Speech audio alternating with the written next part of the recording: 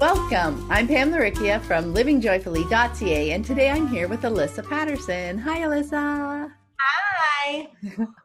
Now, how are you? Oh, me? I'm really good. I'm really good. This happens to be Mother's Day on the day we're recording, so happy Mother's Day. I know. Thank you. You too. My 4-year-old is outside in the hot tub with his grandpa. Oh, sweet. That's a lovely. What's your temperature like there? I want to say like today, it's really weird. Today I think is like, it's kind of cold. I think it's like 69. Yeah. We're pretty cold here too. It's like the latest spring we've had in a few years. So yeah. Well, and especially in the South, like everyone, it's like below 75 and everyone's got a parka on. So literally everyone's cold. We're just above zero and we're like people running around in shorts. Yeah, it's a very different world. Now, it starts to rain and there's snow and everyone freaks out. Oh, exactly. I bet. We're just all happily getting our snow tires off at this point. Now, if Alyssa's name seems familiar to you, it could be because Alyssa's mom, Sue Patterson, has been on the podcast a few times.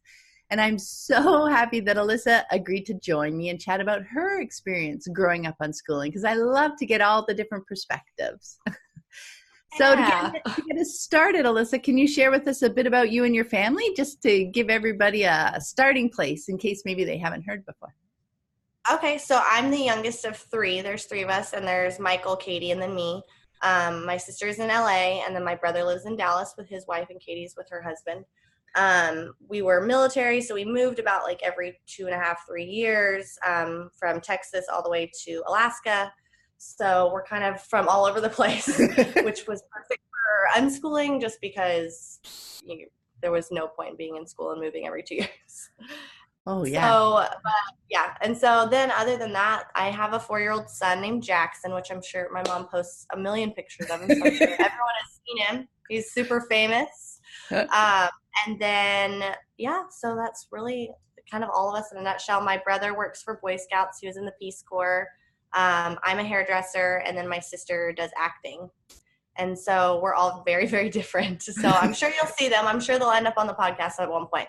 And we're just all three very different individuals. So yeah, no, that is something that's really interesting. I mean, same with my kids. They've taken very, very different paths. Mm-hmm. And that's what's so cool, is seeing how those paths really fit with the individual, right? When they can choose the way that they're going. So actually that leads very nicely into the next question, which I was curious about what some of your interests were growing up and how you pursued those. So when I was really young, I wanted to be a vet, like hands down. And so one thing about my mom, which if you know her, then it's spot on, and my dad too. Once you say that you are interested in something, they literally dive 100 and over and like above and beyond. So I'll never forget one day we were in California, and I told my dad, I said, I really want to live on a ranch and have all these animals. And then it was time to move. And they said, okay, we're going to go live on a ranch and go have a whole bunch of animals. And so we literally bought a 17-acre ranch and had horses and cows and ducks and goats and dogs and cats and all these things. And then when I was really young, I wanted an animal birthday party. So we invited all these people, and they all got to bring their animals and like a show and tell about their animals. And so there was lots of stuff like that. And then as I got older, I started getting into I always got my Avril Lavigne phase, where I was starting to play with my makeup a little too heavy. And my mom, again, was at a farmer's market, and she met a lady that did mineral makeup, and she made the makeup herself. And she was talking about how she really probably needed someone. And at this time, I think I was 13, 14. And so I did a makeup internship with her. And so at 14, I was running this $1,000 little shop that was just, I made makeup all day. I went to photo shoots all day. I went to fashion shows in Austin. And so it was always baffling to people to see like a 14-year-old running a fashion show.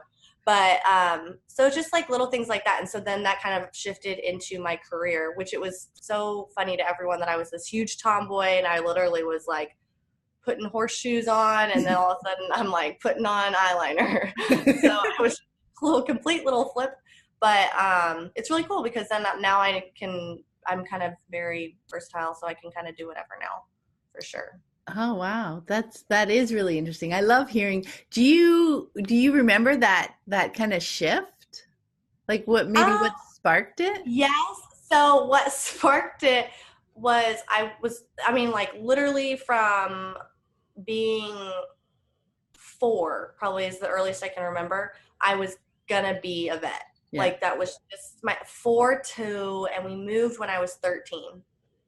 So what happened was we had this horse, and I'll never forget this. We had this horse and we had something wrong with the horse, and when you have big animals, there's these special vets that come to your house, like, because you can't obviously take them.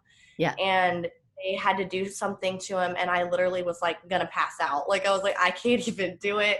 And then I couldn't deal with the putting animals to sleep and like all of the things that actually came with it. But I was like, I just want to play with them. Like, but I think that was a huge shift in it. And then I feel like also culturally, like the music I was listening to and stuff like that, everything really started to shift. Like Avril Lavigne took a really big role in a lot of stuff. And so more girl power stuff kind of played in. So more girly stuff kind of started taking over at that time, I think. Ah, yeah, that's fascinating. And I Yeah. love how you said you had that experience with the horse and the animals and you realize how much more is involved in Yeah. that kind of career path and how cool that you could have that experience, at that Yeah. age by diving in and getting involved rather than saying, no, you have to wait till you're older, then you can do all the schooling or whatever to become a vet, and to then finally realize then when you were hands-on with animals that maybe it wasn't the right choice for you. Yeah, right. And I mean, like, we did all kinds of stuff. Like, I had my dad, when we were in the military, you meet tons of people. Mm-hmm. And so he met a guy that had cows. And so we did a whole trade. Like, I would give him a total, like, country, I'll give you my firstborn child if you give me this. Like, it was like a total, like, switch and stuff. But I mean, I did stuff from like washing my horses to doing like almost like birthing calves that were having problems. And so like I've literally done everything, which is crazy because I feel like I've got like a vet degree, but I'm not. But I'm just like, I feel like I'm a veterinarian, but I'm definitely not. But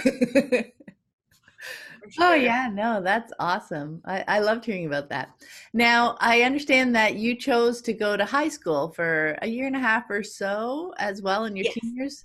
So I would love to hear how that kind of chapter of your story unfolded, like how that decision came about and what the experience was like for you. So how it came about is it actually started with an argument with my mom. And we were arguing about something, and I just said, I'm just not smart enough. I'm not smart. Yeah. I was a very, very late reader, and I probably didn't read until I was like really good reading, probably 10 or 11, honestly. And so I just was like, I'm not smart. I'm not good at math. I don't know my times tables by heart. I don't know this by heart. Like, I'm just not smart. And my mom was like, nope, not going to happen. Like, here we go. So she literally that afternoon called the high school that we're in district with. And she said, I'm sitting right next, like, so we unschool and my daughter is going to come to your high school for a little bit and we're going to do it this way and this, that. And so I went to summer school first, and it was also kind of, I feel like a lot of TV shows played off, you are in the hallway and you have all your friends and like you're chit-chatting, and you literally only have 3 minutes in between classes. And if your class is in A hall and you have to get to F hall, like it takes you 3 minutes like to get there. So like you don't have time. And so the idea of it was way more glamorized, I feel like, especially in movies and stuff like that. So I think I was kind of like, oh, it won't be that bad. Like, it'll be great. Like, and I was a big dancer too. And I was like, I want to be on the drill team. So I got on the drill team and everything like that. But I did summer school first and then went straight into school. And, but one thing that was really interesting is that my mom, I was never like trapped there.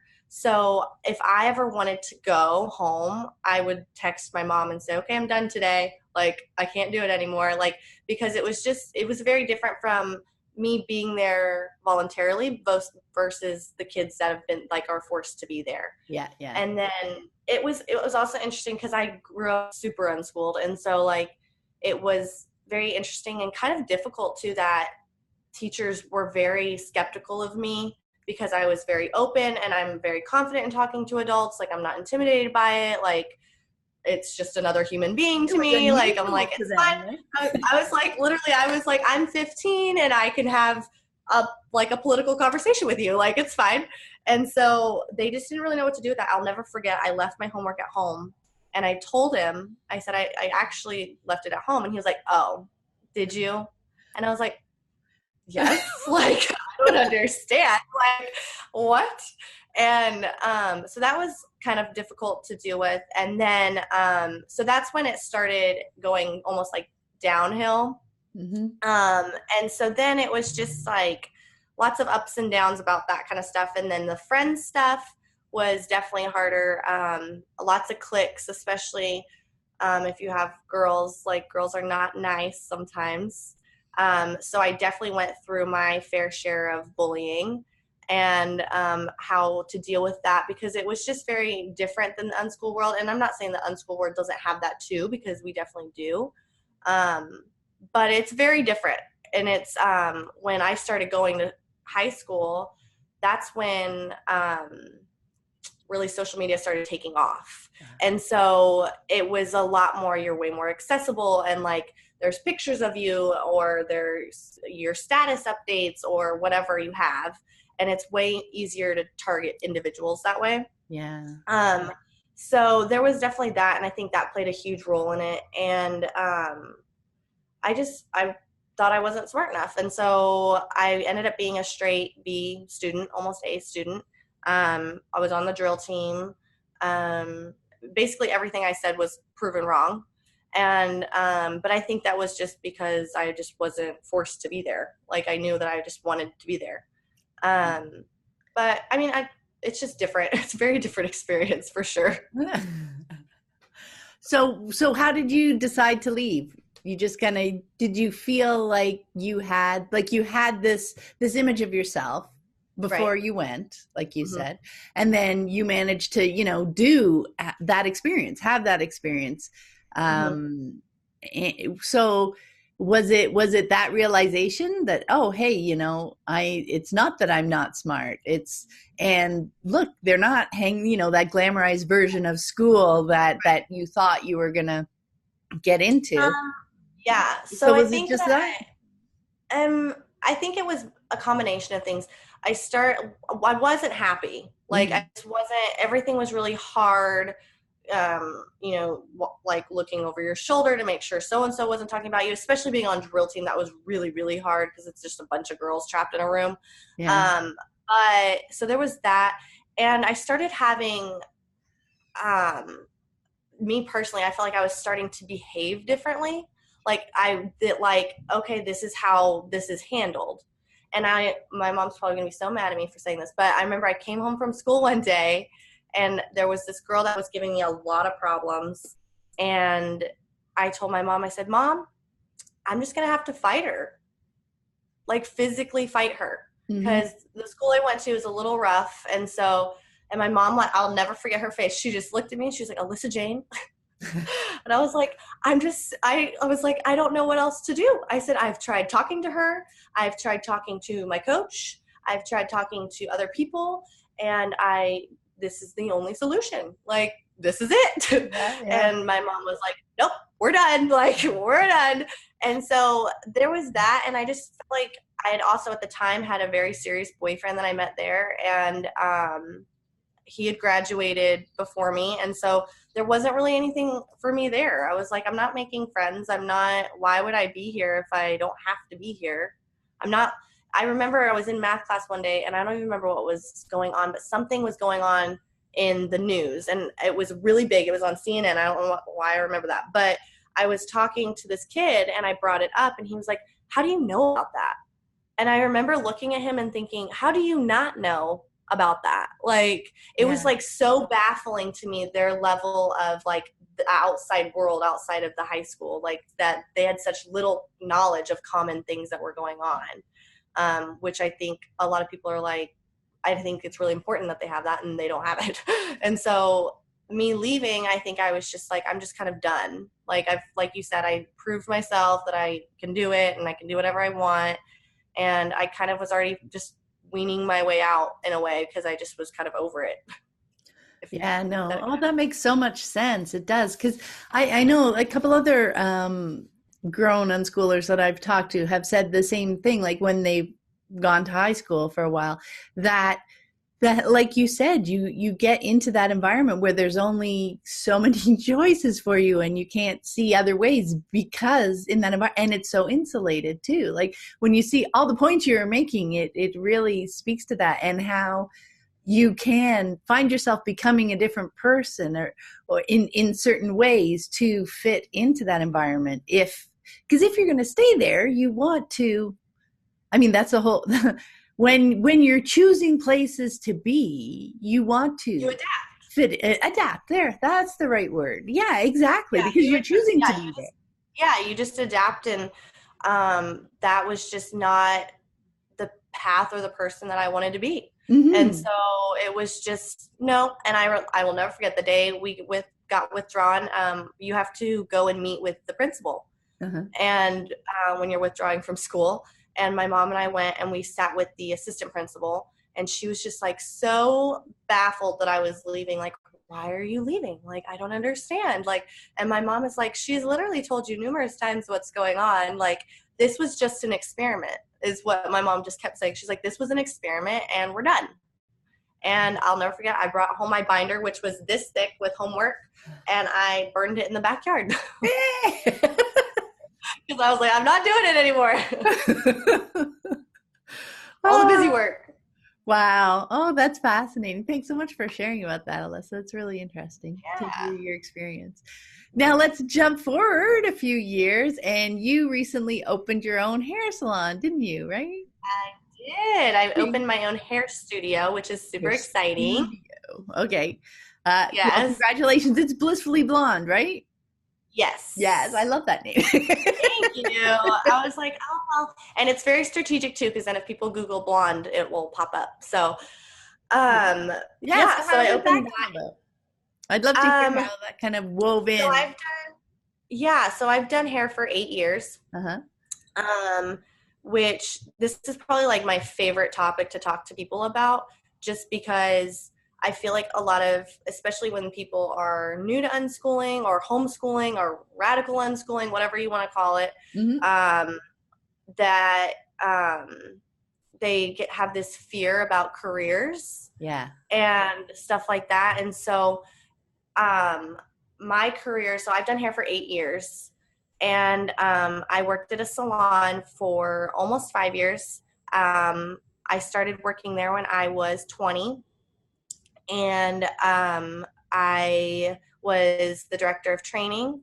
And so I looked over, we had 8 interns that I was in charge of. Wow. And training them and everything. And so I was in charge of putting on weekly classes or scheduling stylists to be on weekly classes, of like teaching them things, because in cosmetology school, they don't teach you anything. But so there was that. And then I was also really big in the business aspect of it, that I helped change the booking system. I was in charge of converting from one system to another system. I was the second highest stylist at the salon, so I made the second highest amount of money. I was the second busiest. I had my own personal 2 assistants that worked with me. So lots of stuff like that. And then in January, I decided to go out on my own. And so, which is probably about the time frame, almost 10 years is usually when you get tired of working for other people. And so, and you figure out how much money you're actually losing. And so I did that, and it's just been it's a whirlwind, because being self-employed is definitely crazy, especially when you have a baby. But it's super cool, and it's cool to be your own boss and all that kind of stuff. So yeah, it sounds like you picked up a lot of like, because you were looking after training, billing, you had picked up a lot of all the business side alongside the actual hairstyling itself, right? As you were working.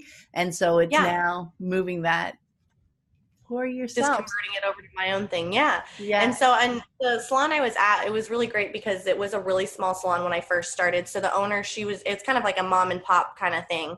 Mm-hmm. And the owner she was there every day. She still is. And I really learned a lot from her just because I got to go in there and talk about everything. And I was just like, well, what if we do this? Or what if I tweak this? And what if I do this? And she kind of just gave me free reins. And she's like, oh, why don't you just be in charge of all the training? I said, okay, that sounds great.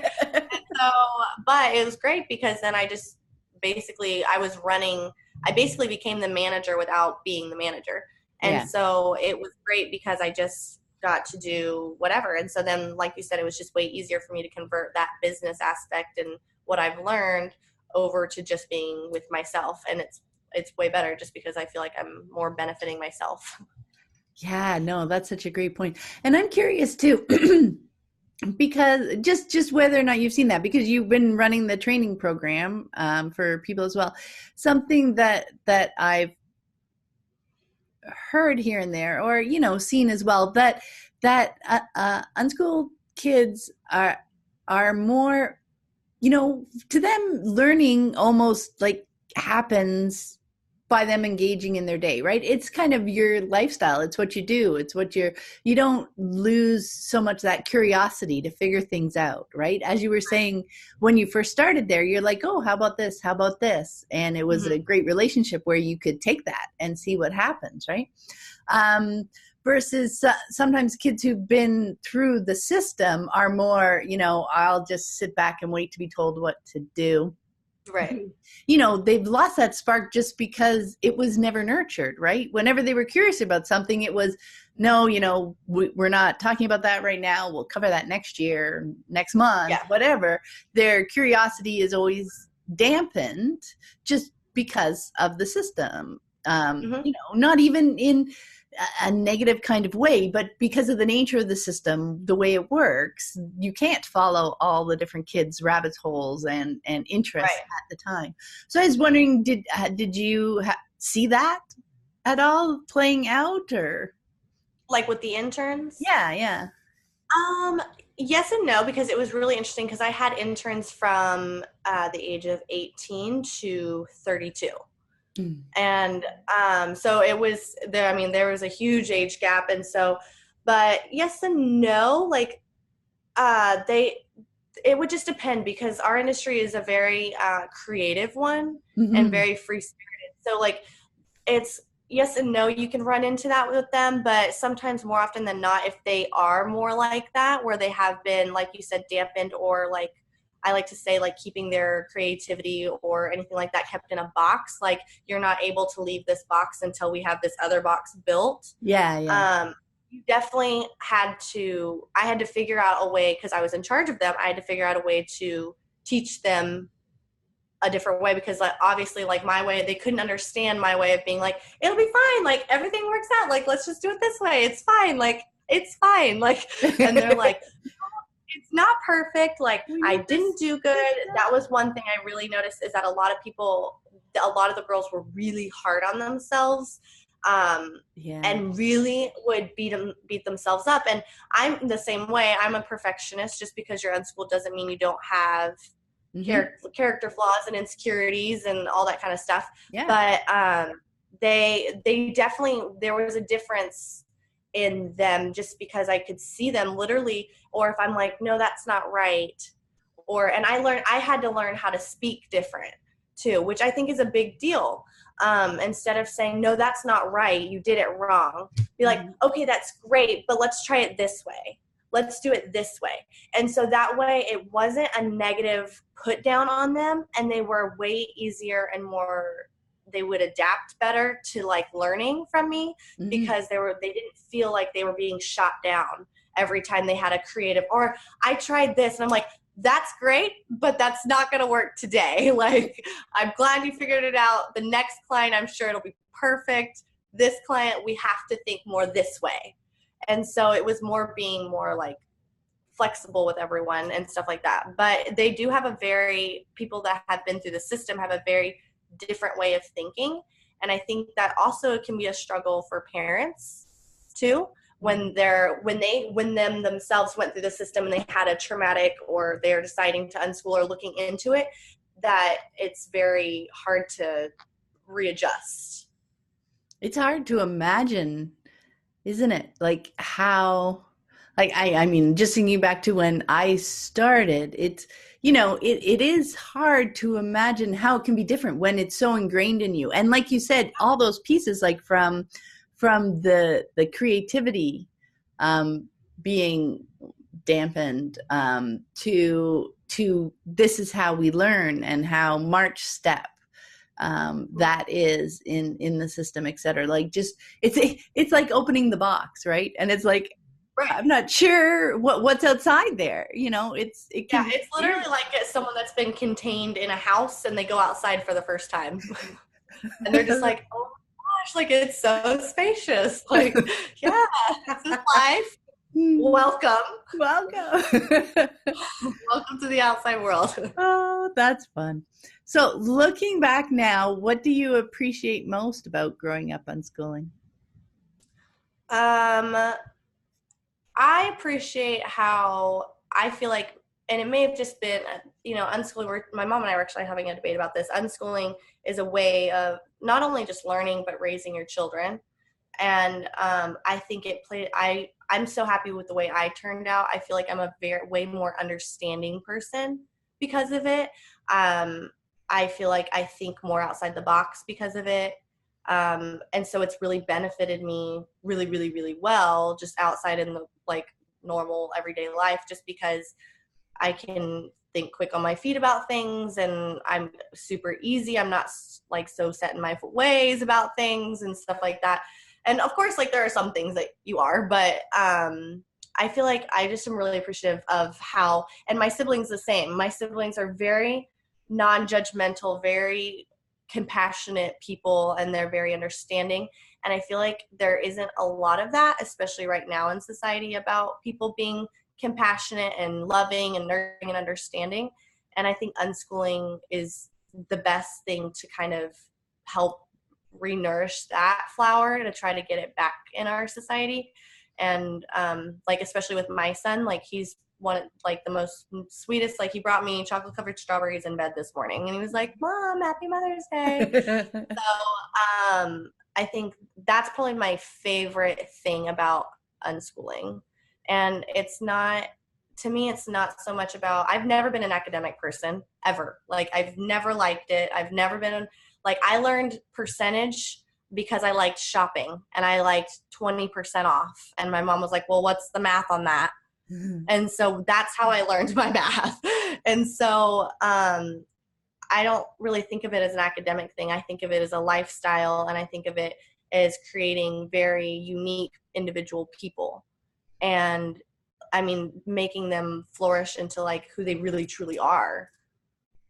Yeah. Oh, that ties back so nicely into what we were talking about earlier, right? How different even siblings who grew up in the same house, same parents and everything, become who they uniquely are, rather than all trying to fit into this, more typical career path, right? Right.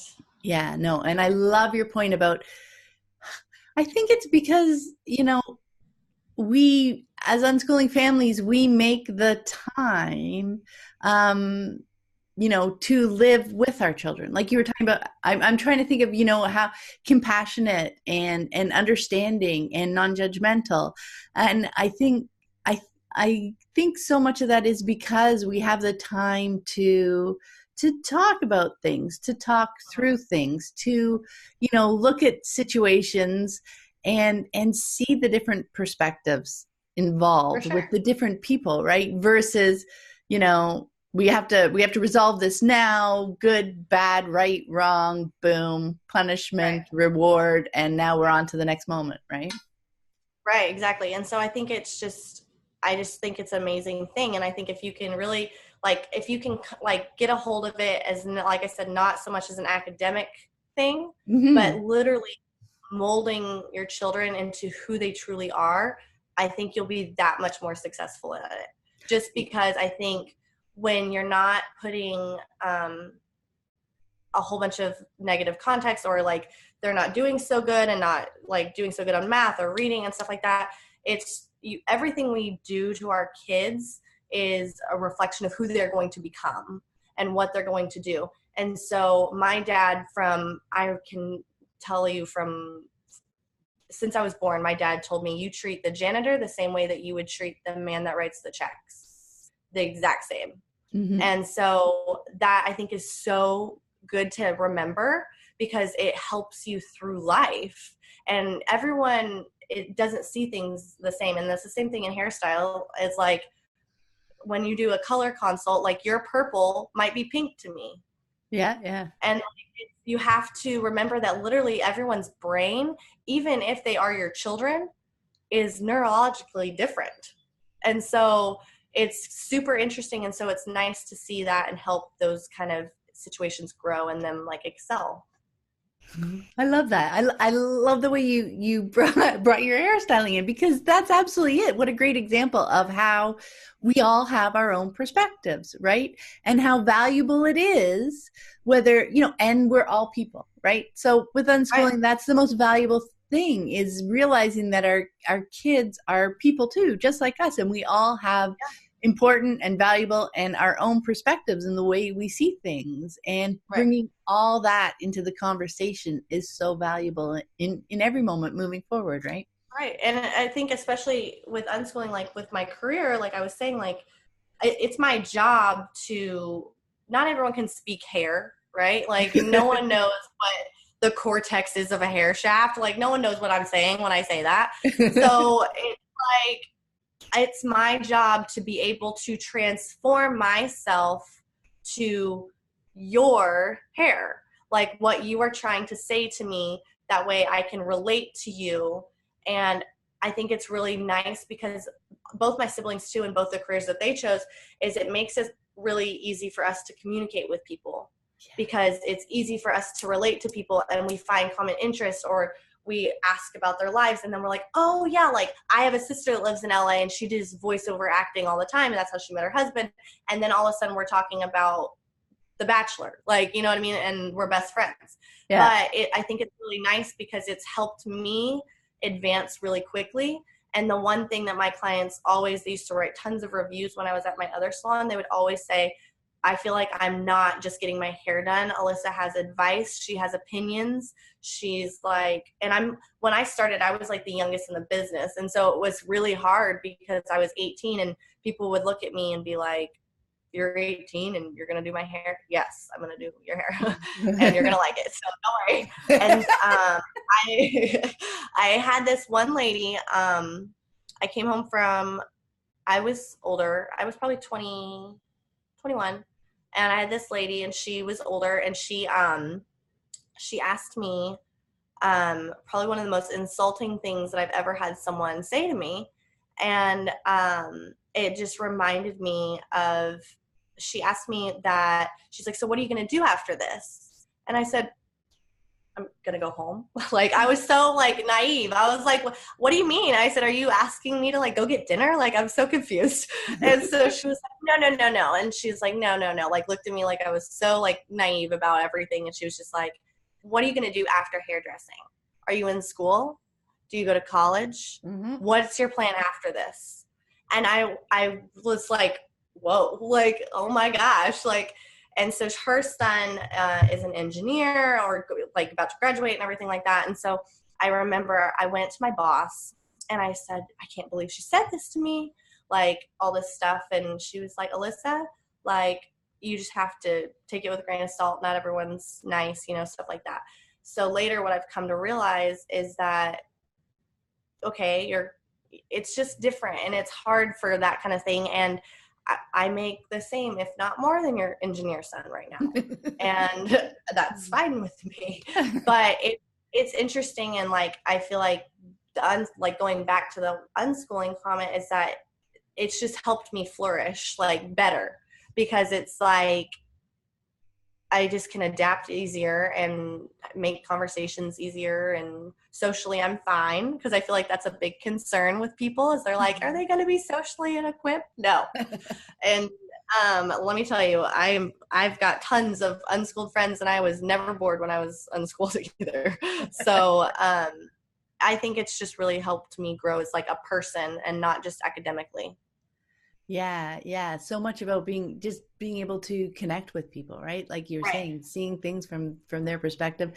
And you know what? Let's face it, when you're unschooling too, you hear the more negative, judgmental kinds of comments, right? Yeah, Not for only sure. through that, like the one that you experienced there, judging careers and choices and it's how you define success, how they define success, Right. right? Versus, how we have um, taken the time to process through and realize, and it's not even that you judge, you just understand, right? Yeah. And Where then, their choice, right. where the way they're looking at the situation, she's probably, oh, you're so incredibly competent at what you're doing, you should be doing something better. You know what I Yeah. mean? So there's Yeah. this underhanded compliment in there. Yeah, and I feel like especially in my industry, a lot of people think it's very vain and it's very, but to like there is definitely that side of it, but there's chemistry, there's math, there's all kinds of things. I hated geometry. I hated math. And I went to a Vidal Sassoon school, which is all geometrical shapes. All of Oh it. yeah. Like, so I'm like, No great. problem. No problem. But I think it also, like you said, it just made me way more compassionate. And I'm like, it's not that I'm looking down on someone, but it's just like, I feel bad that you can't think outside the box and see the bigger picture. Mm-hmm. Like there's a bigger picture than, people that are groomed through the system that you go to 12 years of school and then you go to 4 years of college and then you maybe go to med school, or, you know what I mean? Like I think Yeah. it's just kind of a weird balance. And so that's why I think unschooling is so great. Like every unschooler I've ever met has just been one of the most compassionate human beings. And don't get me wrong, there are some that are not so compassionate, but because everyone's human, but they're just way more understanding and like way more easier to relate to people or in everything like that. And some are really quirky and some are not really quirky in how they do it. But I think it makes a huge difference. Yeah. And they're all such lovely individuals Mm-hmm. in themselves, right? Yes, They fully exactly. bring themselves to the moment. That's what's cool. So you got any, Exactly. yeah. Oh, you were going to say something? Well, I was going to say, like, I think unschooling really, like I was saying, grooms you to who you actually are. And I feel like the system grooms you to what they think you need to be. Mm-hmm. No. And so that's why it's so different. When you meet unschoolers, you can tell, because you're just like, something is just different when you're talking to even unschooled parents.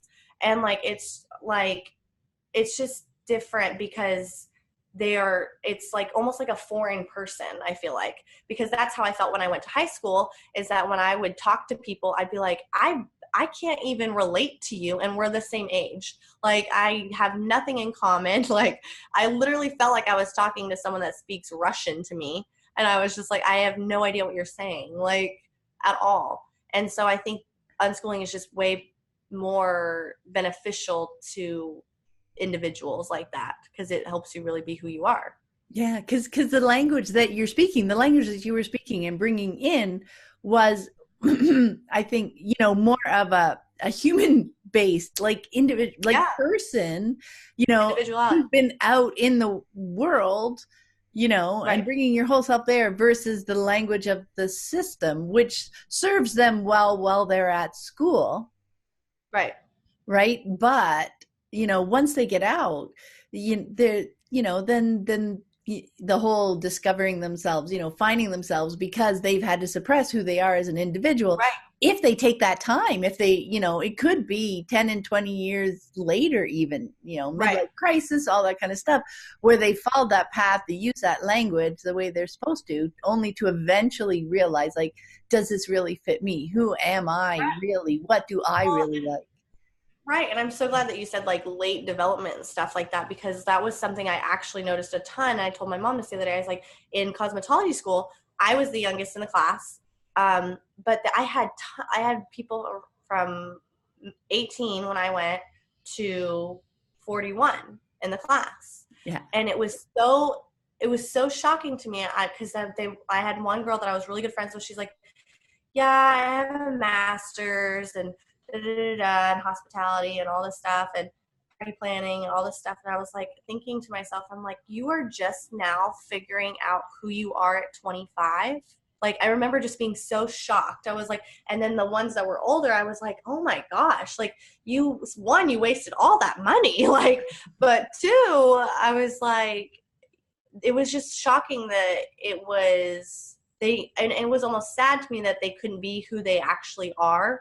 And I'm still friends with some of them, and a lot of them aren't even doing hair anymore. And they have just changed who they are because they finally are finding themselves and finding their niche and getting in their groove. And now I feel like that's why a lot of people say your 30s are the best, because they don't have enough time to figure out who they are in those earlier developmental years. Mm-hmm. And so by the time you get to your 30s, you got it down. Like, you know what you're doing. You've made all the mistakes. You've gone to college. You've dropped out of college. You've changed your major 6 times. Like, there's lots of things. And so I think when you hit your mid-30s, you finally are who you are. But with unschooling, we help them find who they are sooner. And so then they just take off when they are in their 20s. Like, I'm 25 and I make over $100,000 a year, and I'm self-employed, and I have a beautiful son, and I have an amazing family, and it's just getting better. I'm not having to hustle through things anymore, if that makes sense. Mm-hmm, mm-hmm. Oh, definitely. Yeah, no, that's such a great point. Such a great point. Because, even like you said, you had the vet and then, to makeup, and then here, like what I love about unschooling, the way I see it, is we have these twists and turns in our journey, but with unschooling, you're free to make those, twists, I guess, but earlier, because they're really you. They're not like blind alleys that you go because somebody else told you to go there, that you're supposed to make this turn, then you're supposed to do this, and I just feel like there's so many more misturns or more changes that kids, and as young adults and adults, need to make as they finally discover what works best for them. Whereas with unschooling, we're helping, as parents, we're helping our kids figure that stuff out, on supporting them as they figure it out on their own, because you're exploring yourself, right? You're exploring your interests. You're exploring the things that you like, your personality, the self-awareness that you gain from that, and how that meshes with the world and how you can be in the world. There's so many less false starts and misturns, you know what I mean? Sure. Yeah. Less obstacles. Yeah. For sure. Yeah. So just curious about your plans for the next year or two. Oh man. Well, I just got so I have my studio, and I grew out of it already. So I actually had to upgrade to a bigger studio. Wow. Which I wasn't planning on having to do till next year. Yeah. But it's okay. And so there's that. And then I'm going to buy a house. And I'm not a big planner. I don't really, I'm way more go with the flow, and everything, like, I want to go on a trip and I want to do this. And so I'm kind of more of a spur of a moment person. But my one main plan is that I know I'm going to buy a house.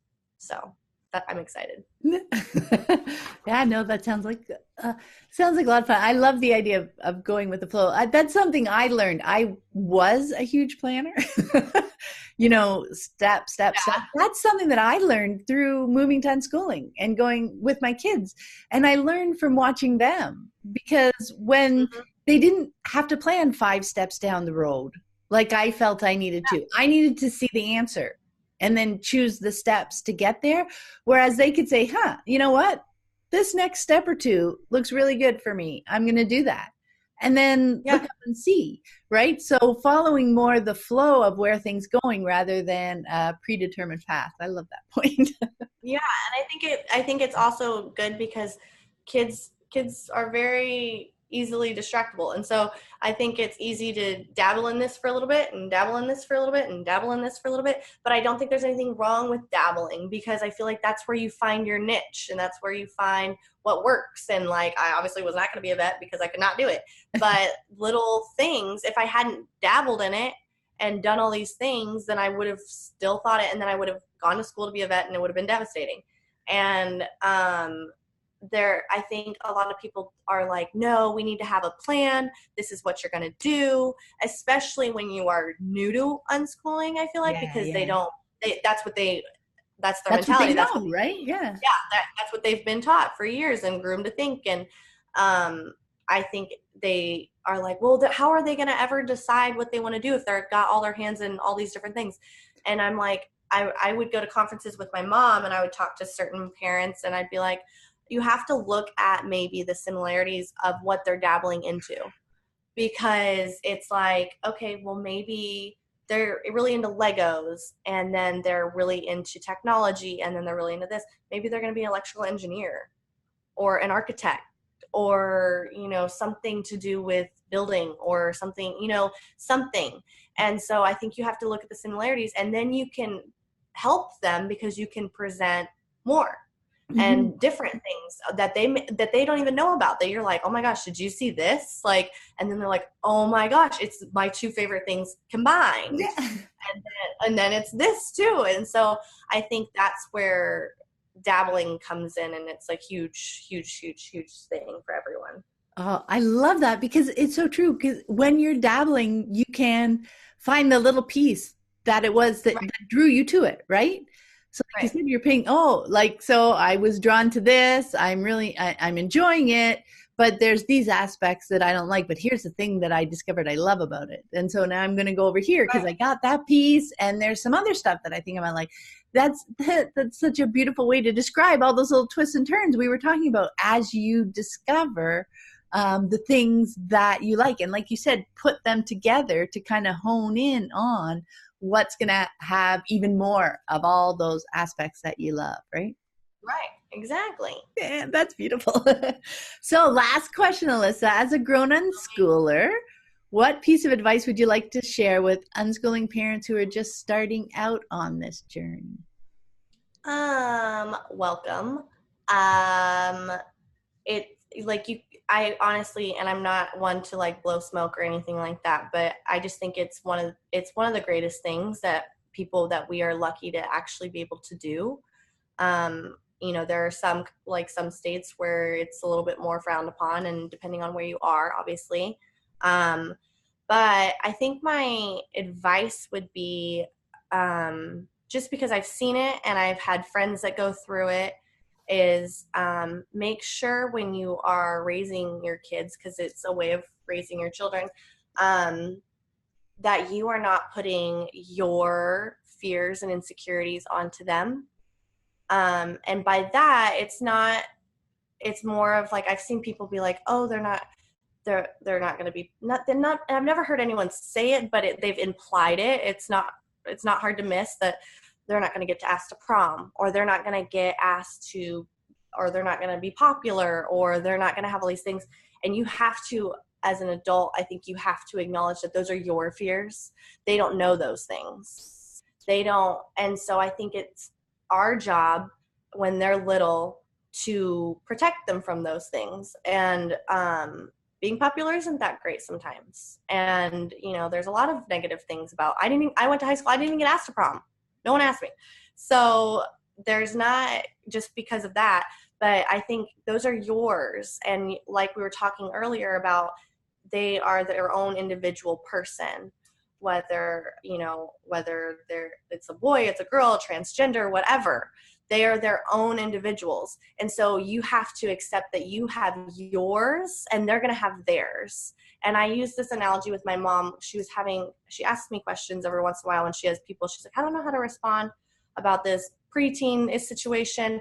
I was like, you have to think about this. I said, social media, like I said earlier, has taken off in a way that they're constantly accessible, that they are, it's crazy how much access people have to each other now. Mm-hmm. And so it's insane. And so you have to think about this, especially preteens, because I feel like I'm noticing a lot of people pulling their kids out of school at 10 or 12, and I've talked to people that are really struggling with it just because their 12-year-olds don't think they're going to make any friends or anything like that. You have to be very patient and understanding, because they are literally, the way that I put it with my mom is, I was like, they are literally going to war every single day with their own mental, if they have their own insecurities that they're beating themselves up on or anything. And they have people literally throwing darts at them all day long because they have so much access. And so they are in a battlefield, essentially. And I said, the last thing that they need is their parents throwing darts from the back. Oh. And it's very sad, but it's very true. And the thing is they're not even mean, malicious things that we're like doing. But I think you have to take a step back and acknowledge, maybe they don't want to be popular. Maybe they don't want to go and be social. Maybe they don't want to go to prom. Maybe, their sexuality is different or anything. And I think it's very big to help them. And a lot of people are like, it's my job to keep them on the right path or the good path. And I completely agree that it's your job to keep them safe and everything like that. But it is your job to keep them on their path, because their path is the good path for them. And so it's your job to help them on their path. And just because their path may twist and wind a little bit differently than yours, it's theirs. And so you have to just be really understanding and supportive. And I think really listen to them, because I feel like, especially in the system, I feel like a lot of kids weren't listened to when they would say things. And I've seen a lot of people go down some really, really dark paths, and some people not make it out because they weren't listened to. And so, which is really hard, and no one should have to go through that. And so I think it's very important to listen. And I feel like a lot of people, I've seen tons of quotes about it, is a lot of people listen. So they listen to react and not to understand, or it's listen to respond instead of understand. And I think that speaks volume, especially when you're in a transition like this, because it is people think it'll be easy. Like, who doesn't want to just stay home all day? It's very hard. It's very hard for your kids. And I know it's hard for the parents too, because some of the kids get rebellious and they have attitude and they've got hormones going on and they have all these other things. But I think that's where the compassion needs to come in. You need to be more understanding, more listening, and especially in the transition, do what they want to do. It's not, why fight them? Like, if you're trying to do something and create them and help them build and stuff like that, help them and listen and talk about it and really weigh in their opinions, because they have a say. It's their life. My goodness, Alyssa, that was that was wonderful. I love that. And that is such a huge, challenging part of the deschooling process. I think it's that unwinding of that view of what we imagine our children, or who we imagine our children to be, versus who our child is. Right? Exactly. And I think that it starts with you. I think it starts with the parent. Like, you have to recognize your views versus their views. And that once you do that, is so important, right? Yeah. And once you do that, I think you will have, it's going to be shocking what kind of doors will open just from acknowledging your fears, your projection that you're projecting on your kid. And they may not be scared, or they may not, they might not be ready, or maybe don't pull them out right away and do unschooling. Unschooling's not for everyone. Like, I love it. I love it. I love it. I love it. It's not. And sometimes I had one girl that was just so in school and she was so into it. And I said, why don't you just go to a one-day academy? Why don't you baby step and help them? Don't just shell shock them, and listen. If this is something they really want and they're really passionate about, then you need to compromise, because like I said, it is their life.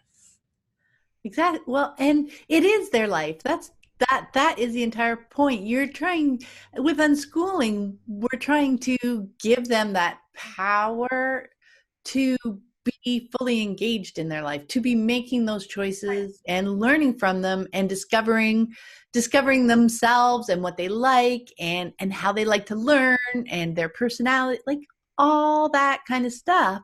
We want to help them do it now versus waiting till they're out of school, they're out on their own. All of a sudden, there's like all these other responsibilities in the world while they're trying to figure themselves out at the same time, because this is the first time they've ever been on their own. Like, I mean, I remember that first year of university and people, the other kid, I mean, it was crazy how unprepared they were to just be on their own because they've never had that or experienced that or made their own choices before, right? So it was like that rubber band that you pull and they just boom off. Shoot off. They're like slingshot out into the world. Yeah, exactly. But no, I mean that was spectacular. I had goosebumps listening, Alyssa, because that is such a huge aspect, but entirely worth it. That is going to be, I think, one of the most important parts, right? Because once you can see your kid and as the individual they are and be listening to them and be working with them to accomplish what they want versus what we would like for them, because sometimes, especially when we're first getting started, we can't tell the difference between those things. Like you said, you think it should be so easy for us to all be home, right? To leave school or to not go to school, and we have all this time, we can just do all the fun things we wanted to do. But who knows, like, were those fun things that I think we should do because that's what, families like to do. Oh, families, of course we should want to travel. And of course we should always want to go out and go to parks and, do these extracurricular classes and all this kind of stuff. This dream that we have in our mind about what it's going to look like if we don't have school in the picture can be very different from what our kids actually want to do. So us teasing that out for ourselves, understanding what are our expectations, understanding what we've just absorbed as what we should be doing, and then discovering who our child is. So often I say, spend those first few months just hanging out with your kids and discovering who they are and what they like to do. And they're going to be doing that too, right? When especially if it's a shift in your lifestyle, if you're having a big change coming from school or even coming from a more conventional mindset, right? Yeah. That they too are going to have so much adjusting to do from on the academic side, maybe, but also on that parenting side and that shift to exploring and that shift to being able to express themselves, when they're asked what they want to do. Like, oh my God, it's yes. Well, I think that's a big thing too, is that a lot of people don't, I'm glad you said that a question I feel like a lot of parents don't ask is, what do you want to do? Yeah. And they say, this is what we're going to do. And there's a huge difference, and you're going to see a huge difference just by changing those words. Because when you make them believe that they actually have a say, it's shell shocking to them in that. And so they are just like, oh my gosh, like I can actually say, like, I want to sleep till 2. Okay. Like, that's okay. It's okay to sleep till 2. And I see lots of people arguing about that. It's okay. I slept till 2 for a long time. And I think it's a big deal when you start asking them what do they want to do. And I think that's a huge first step in unschooling, is because it's about them. And so what do you want to do? I love that. And what a great place to end. What do you want to do? Yeah. What do you want to do? So much, Alyssa. It was so lovely to speak to you. I appreciate it. I know. I was so excited. My mom was like, Pam wants to talk to you. I was like, oh, okay. Me? About what? Oh, that was awesome. I loved hearing more about your experience and your insights. You've thought of about it. And I really appreciate you sharing what you've seen from your perspective as well. So thank you so much. Well, thank you for giving me a platform to speak. Oh, yay. And before we go, in case other people have some questions for you or would like to connect with you, where's the best place for them to connect online? They can find me on Facebook. It's real easy. Just Alyssa Patterson. And if you're friends with my mom, Sue Patterson, you can't miss me. I'm tagged in everything. I'm all over that place. I'm like literally all over her. So you can't miss me. I'm more than happy. And I always tell my mom this too. Even if it's not for parents and your teenager needs someone, or your preteen, your sons, because I think, especially because I have a son, like boys go through the same things that girls go through. And I think it's very important that they have someone. And then I was like, I'm so lucky that I have such a platform, that I have a successful career. I've been married. I've been divorced. I have a baby. I've done I feel like I've done so much. And I was like, I literally feel like I'm 35 and I'm 25. But it's fine. But if you just need someone, you're like, I'm just not getting through to my 16-year-old daughter, or I'm not getting through to my 12-year-old, or even younger. Like I really, really love speaking to kids and helping them figure out ways to do things. And sometimes it's better for them to have someone that they can look at and they're like, oh, well, she's okay. Because I think a lot of kids get really nervous because they're like, I don't want to be weird, like be unschooled and be weird. And it's nice to have someone that can be like, everything's going to be fine. Mm-hmm. And so, like I said, Facebook is probably the best way. Just write me on Messenger. Your kids, I don't care, either or. And I'm more than happy to help anyone I can. That's so sweet. Thank you so much, Alyssa. Have a great day. You too.